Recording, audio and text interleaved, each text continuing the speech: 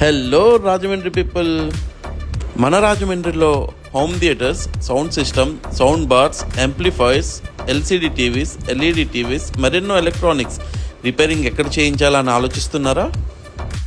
అయితే మీరు right video చూస్తున్నారు.